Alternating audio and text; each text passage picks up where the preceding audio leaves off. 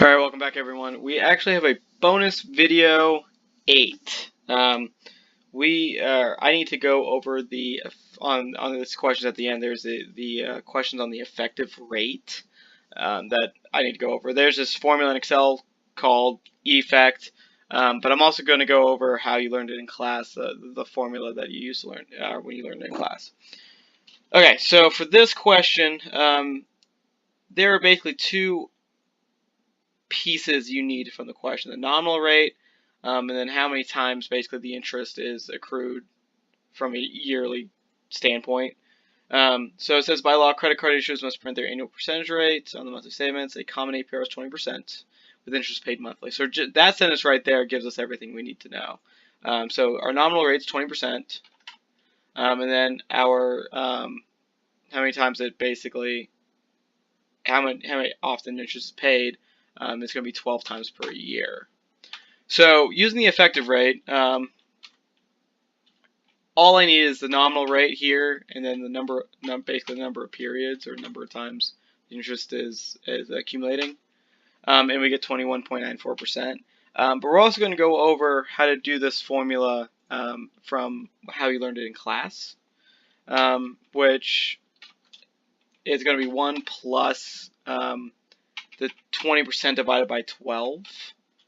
I'm talking not 12. It's the other variable that we calculated to the power. If I can find my power key, to the power of 12 minus this variable minus 1, and it should be the exact. Nope, I did something wrong. Looks like I did my order of operations incorrectly. There we go. So this you do not put the power in parentheses. I guess I should have known that.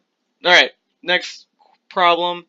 Suppose you deposit $2,000 in a credit union that pays 5% with daily compounding and a 365-day year. What is the effective rate, and how much would you withdraw after 7 months, assuming this is 7/12 of a year?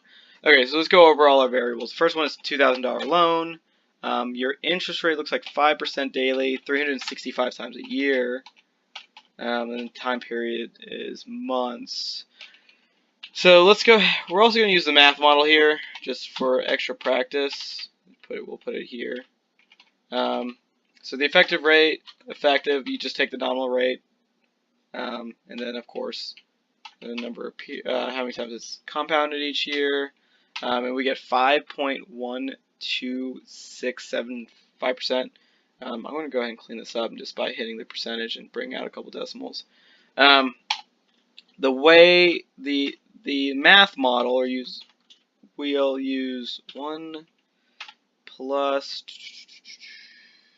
5% divided by the 365 to the power. Nope, that's not the power key. To the power of 365 minus 1, and we should. Yep. So we're going to get the exact. Again, you should get the exact same answer. So the account value here, we need to take basically we're going to take the loan amount, and we're going to multiply it by 1 plus the interest rate. No, the effective rate. Nope. Oh. Yeah. 1 plus the effective rate. Doesn't matter which one you select, I guess. And then it's to the power of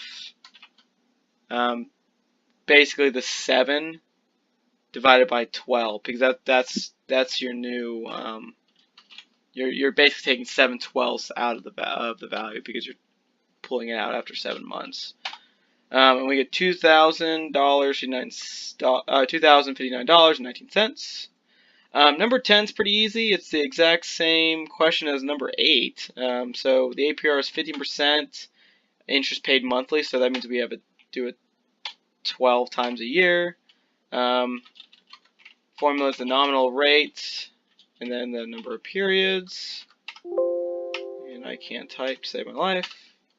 16.8, and again, we'll go ahead and do this. Go ahead and do this using the math model. equals 1 plus, I need to put that in parentheses, the right parentheses, 1 plus that divided by 12 to the power of 12 minus 1, and of course we get the exact same answer. Alright, that should sum everything up for using the effect, or calculating the effective rate in Excel. Hope you guys enjoyed the classes, and I will see you next time.